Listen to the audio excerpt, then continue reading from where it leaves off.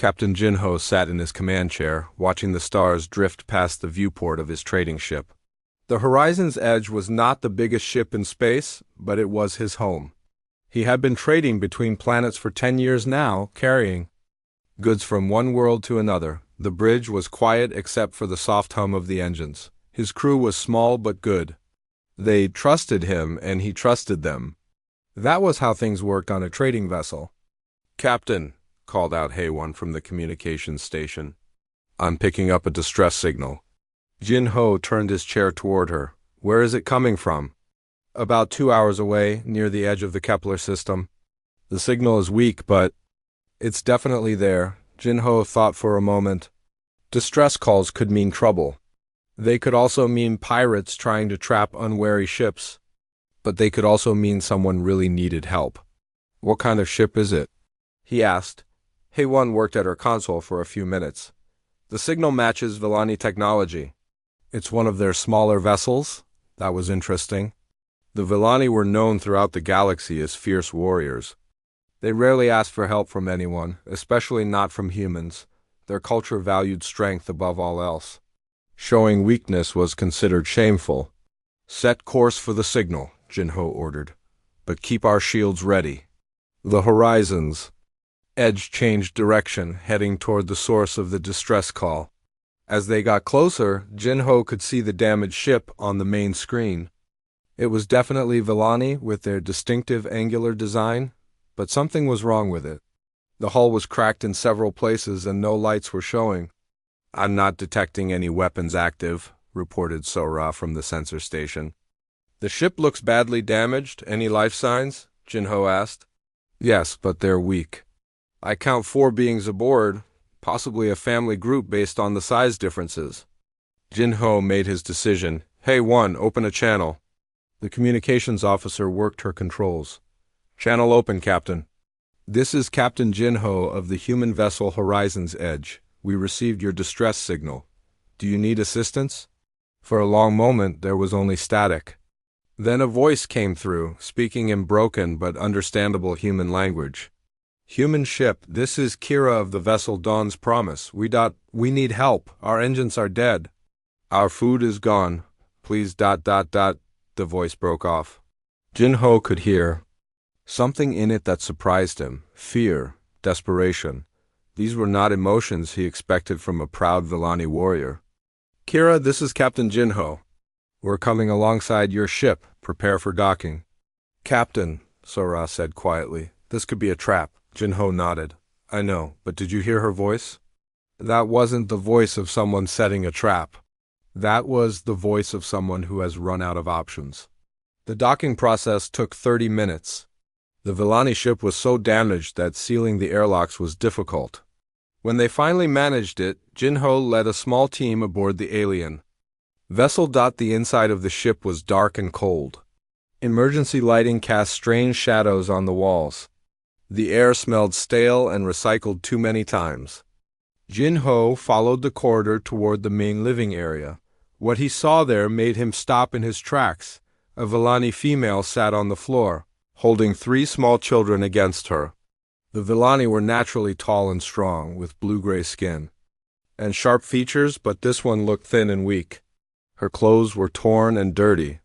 The children were even worse off, their large eyes sunken with hunger.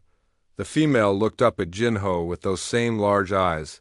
For a moment, neither of them spoke. "You are the human captain," she said finally. "Yes, I'm Jinho. You must be Kira." She nodded slowly. "These are my children. Yuna, Nico, and little Tem," she gestured to each child in turn. "They have not eaten in 3 days." Jinho knelt down to be at eye level with the family. "What happened to your ship?" Kira's voice was barely a whisper. "Raiders attacked our colony. My mate fought them. He died defending our home. I took the children and ran in this ship. But I'm no pilot. I damaged the engines trying to escape." "Where were you trying to go?" "Anywhere. Away from the raiders." "Away from the war. But the ship broke down and we have been drifting for weeks." Jinho looked at the children.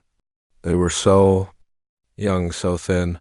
One of them, the smallest one, called Tem, was barely conscious. "Have you contacted your government?" Your people? Kira's laugh was bitter. My people do not help those who run from battle. They say we are cowards. They say we brought shame to our clan by surviving when warriors died. Jinho felt anger rising in his chest. What kind of people abandoned their own children because their parents had tried to save them? Captain, Haewon's voice came through his communicator. We need to move soon. There's a storm front coming through this system. Jinho stood up and looked down at Kira. Will you come with us? We can give you food and shelter. Kira stared at him. You would help us? We are not your people. We cannot pay you. You don't need to pay me. But why? What do you want from us? Jinho thought about how to explain it. Because you need help? Because your children are hungry? Because it's the right thing to do. Kira was quiet for a long moment. Then, slowly, she lowered her head. When she spoke, her voice was so soft Jinho almost didn't hear her. I will do anything you ask. I will work for you. I will serve you. Just please save my children. Jinho felt his heart break a little. Here was a proud warrior, a member of one of the most feared races in the galaxy, reduced to begging a human stranger to save her family. You don't have to serve me, he said gently. You just have to be safe. He turned to his team. Hey, one, contact the ship. Tell them to prepare the guest quarters and have Sora meet us with medical supplies and food. These people need help. As his crew moved to carry out his orders, Jinho helped Kira to her feet. The children clung to their mother, but they watched him with curious eyes. Thank you, Kira whispered. Thank you, human. Jinho smiled. My name is Jinho, and you're welcome. As they made their way back to the horizon's edge, Jinho wondered what he was getting himself into.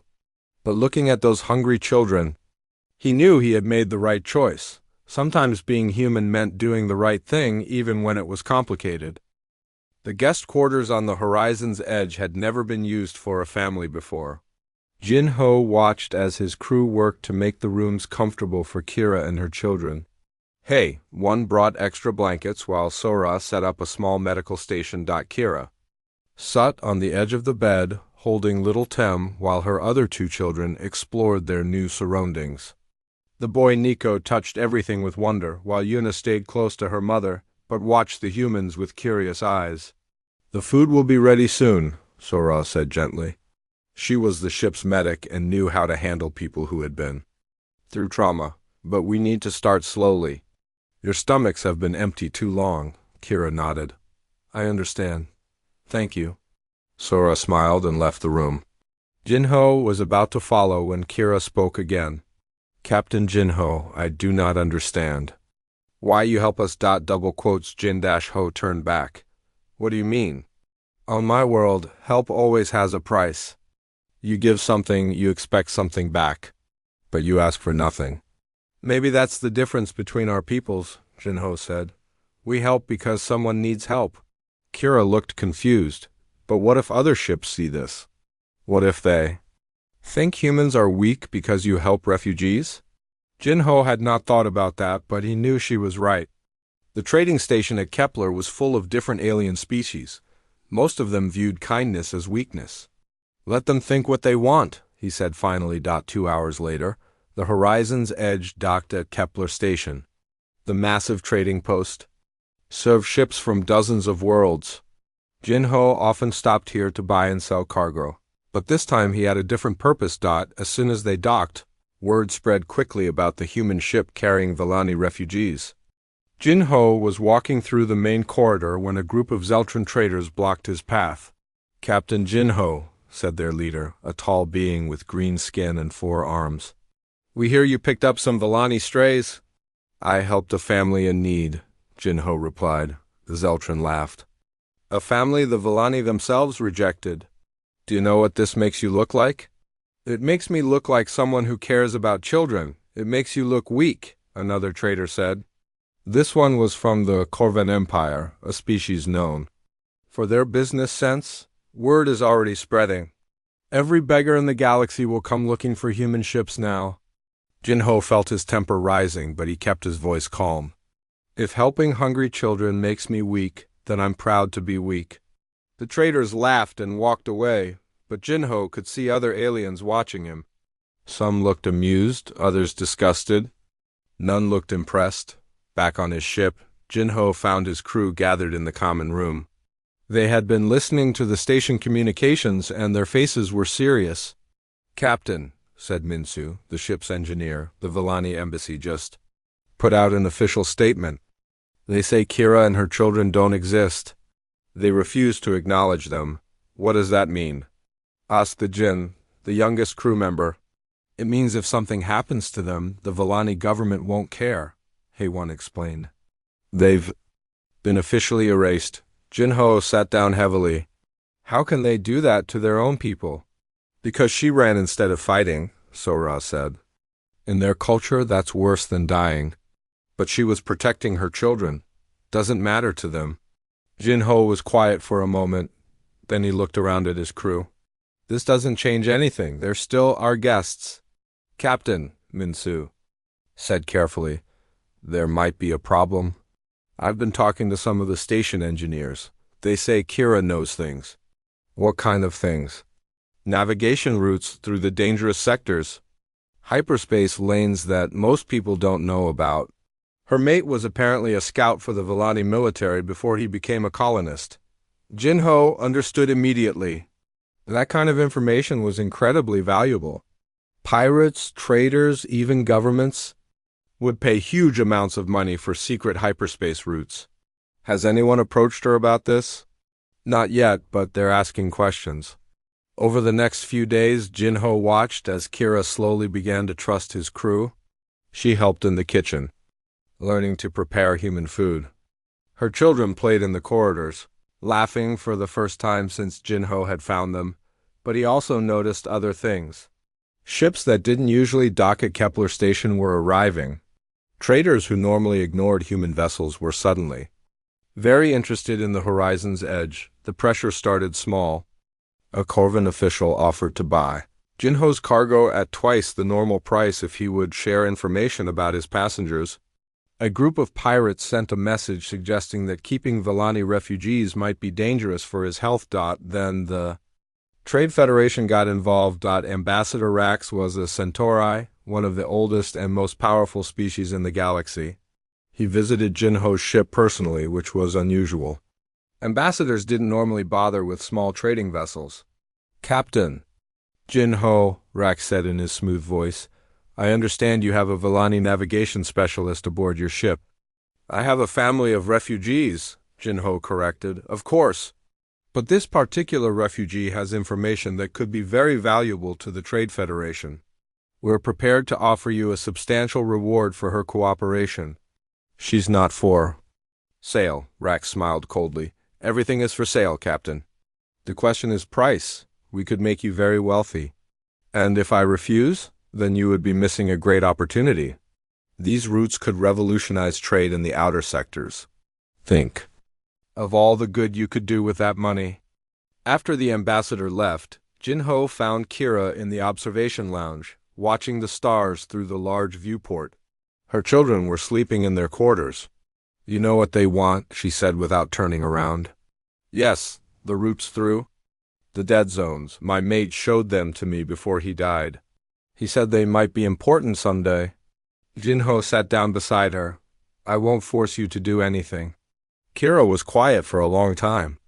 "On my world, when someone saves your life, you owe them everything.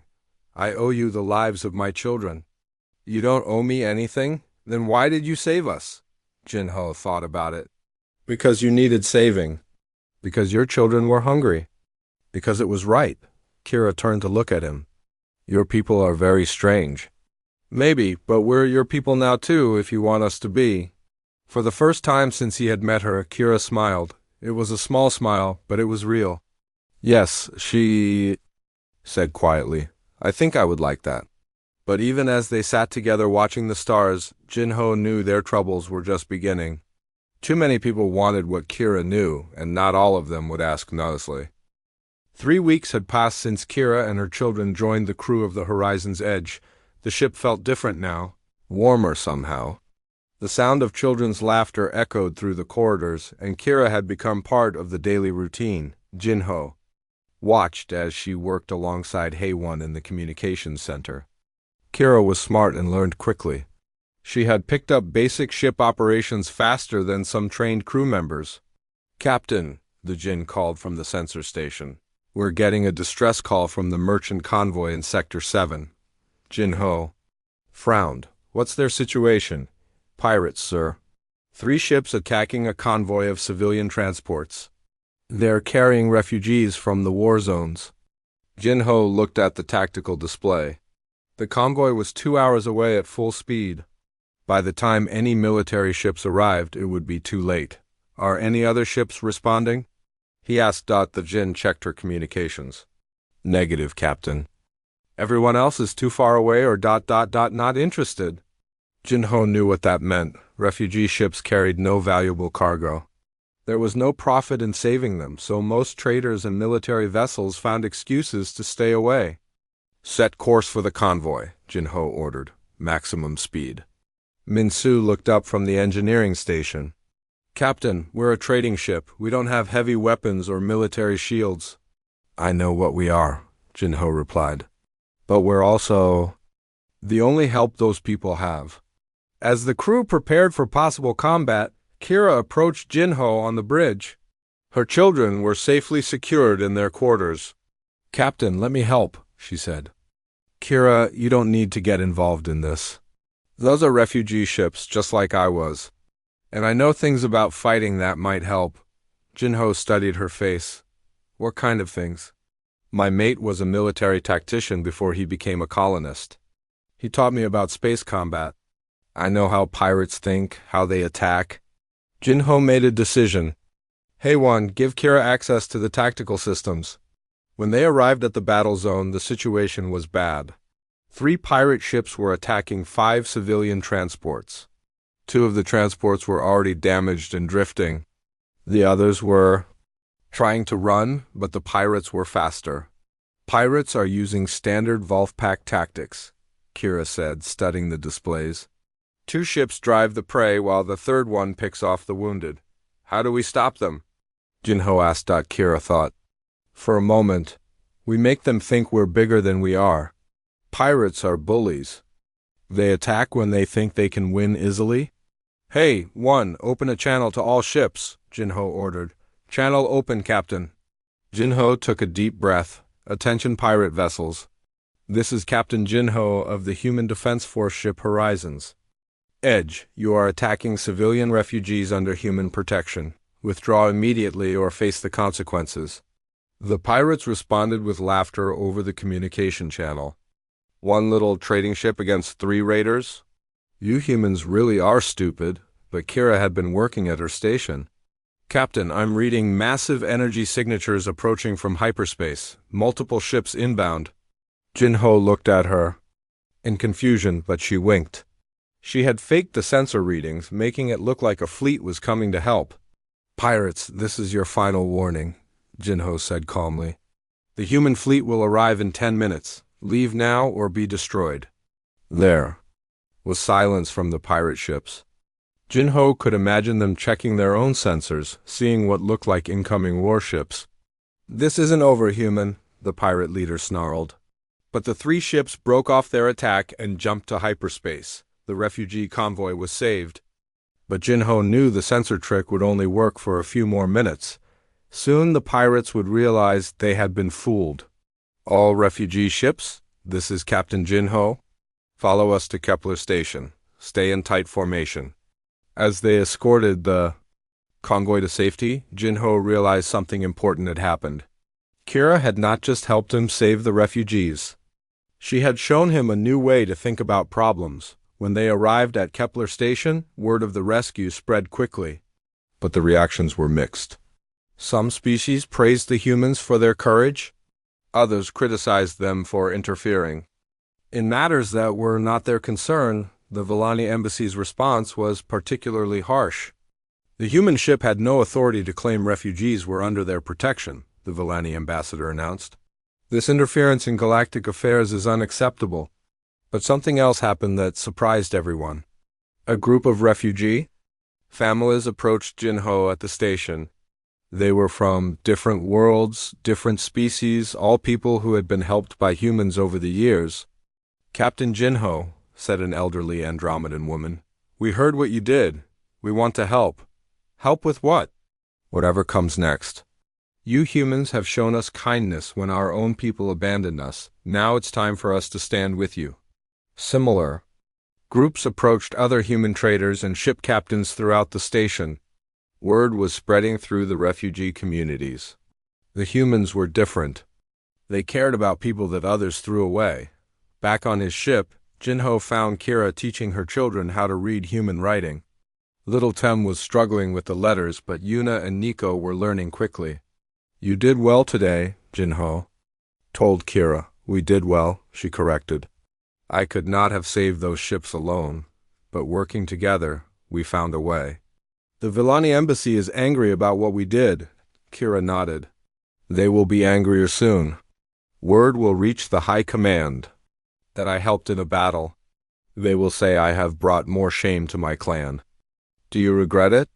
Kira looked at her children, then back at Jinho. "My mate died fighting to protect innocent people. Today I helped protect innocent people. I think he would be proud." That night, Jinho received a private message from Sora. She had been monitoring communications from the Villani homeworld. "Captain, I think you need to see this," she said, showing him a decoded transmission. "The Villani High Command is sending ships to Kepler Station. They want Kira back." Jinho read the message carefully. The Villani were not coming to rescue Kira. They were coming to arrest her for bringing shame to their people by surviving when warriors died. "How long do we have?" he asked. "Maybe a week, depending on which ships they sent." Jinho looked out at the stars through his cabin viewport. He had hoped that saving the refugee convoy would show other species that cooperation was better than abandonment. Instead, it seemed to have made more enemies. But as he thought about Kira's children laughing in the corridors, about the grateful faces of the refugees they had saved, Jinho knew he would make the same choice again. Sometimes being human meant standing up to bullies, even when the bullies were bigger than you. The Villani warships arrived at Kepler Station exactly 1 week later. Jinho watched from the observation deck as 3 massive battle cruisers took position around the trading post. Each ship was 10 times larger than the horizon's edge and carried enough firepower to destroy the entire station. "Captain," Hayone said quietly, "we're receiving a transmission from the lead Villani ship. Put it through." The communication screen flickered to life, showing a stern-faced Villani commander. His armor bore the marks of high rank, and his eyes were cold as winter. "I am Commander Vex of the Villani High Command. We know you have the traitor Kira aboard your vessel. Surrender her immediately." Jinho kept his voice steady. "Kira and her children are passengers on my ship. They're under human protection." Commander Vex laughed harshly. "Protection? You are one small trading vessel. We are the Villani Navy. There is no protection you can offer. Nevertheless, I won't turn them over to you. Then you will face the consequences of harboring a criminal." The transmission ended. Jinho turned to find Kira standing behind him, having heard the entire conversation. Her face was pale but determined. "I should go with them," she said. "This is my burden, not yours." "What would happen to your children if you did?" Kira's voice was barely a whisper. "They would be taken to state facilities, raised to forget their mother's shame." Jinho felt sick over my dead body. Before Kira could respond, another message came through. This one was from Earth, from the Human Trade Council. The face on the screen belonged to Director Kim, Jinho's ultimate superior in the trading fleet. "Captain Jinho, I'm sure you understand the difficult position you've put us in. The Villani are threatening to cancel all trade agreements with human space if you don't surrender the refugees." Jinho's heart sank. The trade agreements with the Villani were worth billions of credits. They provided rare metals that human colonies needed to survive. "Sir, these are innocent children. I understand your feelings, Captain. But you have to think about the bigger picture. Millions of human lives depend on those trade routes. What are you ordering me to do?" Director Kim was quiet for a moment. I'm not ordering you to do anything, Captain. But I want you to understand the consequences of your choices. The transmission ended, leaving Jinho alone with his thoughts. Around him, his crew worked quietly at their stations. They had all heard the conversation. Captain, Minsu said carefully, what do we do? Before Jinho could answer, another message arrived. This one was from the Galactic Trade Federation. Ambassador Rax appeared on the screen, his Centauri features showing what might have been sympathy. Captain, Jinho, I have a proposal that might solve everyone's problems. I'm listening. The Federation is prepared to offer you compensation for the refugee family. Enough money to buy your own fleet of ships. All we ask is that Kira share her navigation data before she goes with the Villani. Jinho understood immediately.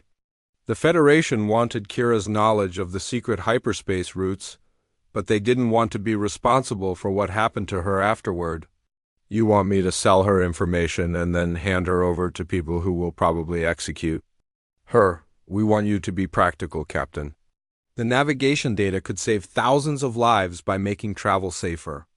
And the money could help you save many more refugees in the future. And Kira?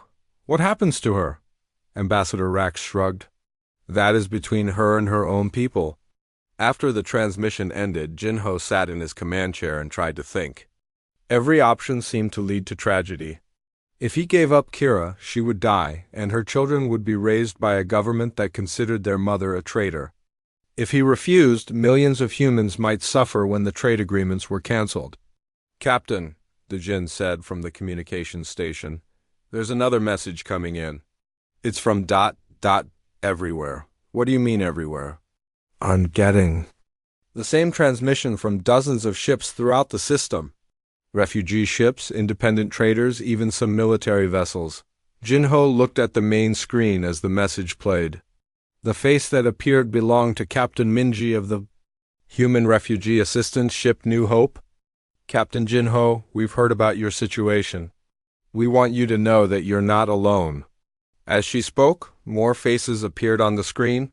Ship captains from multiple species all speaking the same message. We stand with the humans who choose compassion over profit.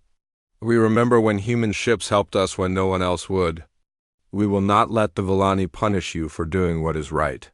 Jinho watched in amazement as ship after ship declared their support.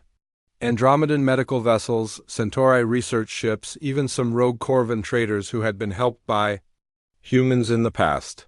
Captain, Sora said, checking her sensor readings, I count 47 ships taking defensive positions around the station. They're forming a protective barrier around us. Jinho could hardly believe it. Decades of human kindness had created something unprecedented in galactic history. A multi-species alliance based not on profit or military power, but on shared values of compassion and mutual aid. But even with their support, Jinho knew they were outgunned. The Villani warships could destroy the entire fleet if they chose to fight. Commander, Vex's voice crackled over the communication system. Human Captain, you have 1 hour to surrender the traitor. Your alien friends cannot protect you from the might of the Villani Navy. Jinho looked around at his crew. Minsu and the Jinn were checking weapon systems. Hey, one was coordinating with the other ships. Sora was preparing medical supplies in case of battle. You don't have to do this, he told them. This isn't your fight. Hey, one looked up from her station. Captain, with respect, you're wrong. This is exactly our fight. This is what being human means, Minsu nodded. We've seen what happens when good people do nothing. We won't be those people. The Jinn, the youngest of them all, spoke up with a trembling but determined voice. If we let them take Kira and her children, what does that make us? We might as well not be human at all. Jinho felt a surge of pride in his crew. They understood what was at stake here. This wasn't just about one family. This was about what kind of galaxy they wanted to live in. All right then, he said. Let's show them what humans are made of. Outside the viewports, the Allied fleet held position, waiting for the Villani response. Jinho knew that within the hour, everything would change. Either they would find a way to protect Kira and her children, or they would all pay the price for choosing compassion over fear, But looking at the faces of his crew at the ships that had come to stand with them, Jinho realized something important. Even if they lost this battle, they had already won something more valuable. They had shown the galaxy that some things were worth fighting for, regardless of the cost. The hour passed slowly. Jinho stood on the bridge of the horizon's edge, watching as more ships arrived to join their makeshift fleet. Word had spread across the galaxy faster than anyone had expected. Ships were coming from dozens of systems, all piloted by beings who had been helped by humans at some point. "Captain," Hay-1 reported, "I count 73 ships now. The Villani are definitely outnumbered." But Jinho knew numbers alone wouldn't matter. The Villani warships were designed for battle. Most of the ships in their fleet were merchants, medical vessels, and refugee transports. In a straight fight, they would be destroyed. "Sir," the Jin called out, "Commander Vex is hailing us again. Put him through." The Villani commander appeared on screen, and Jinho could see anger in his alien features. "Human, your time is up. Surrender the traitor now, or we will take her by force." "Commander Vex," Jinho replied calmly, "I have a counter-proposal. Let me speak with your crew." "What?" "Your warriors, let me address them directly.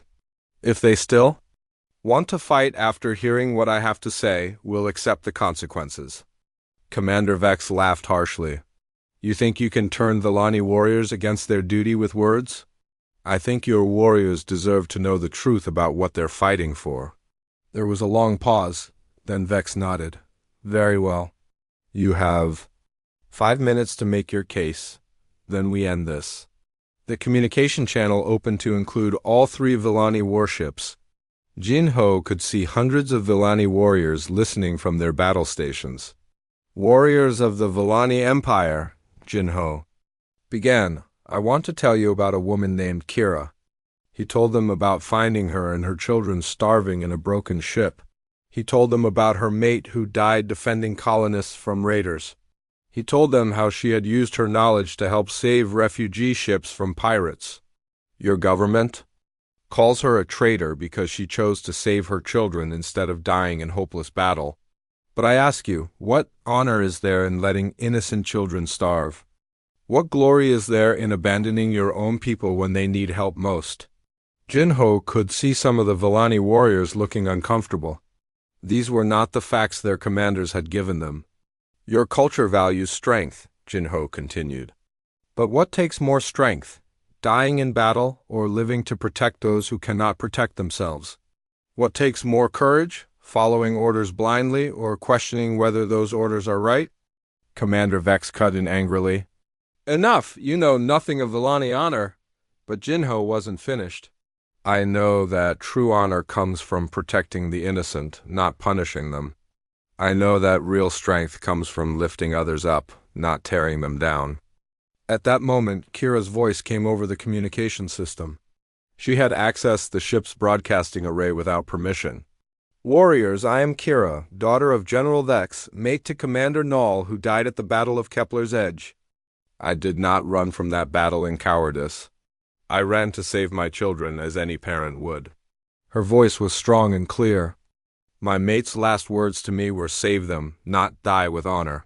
But save them. He knew that our children's lives were more important than our pride."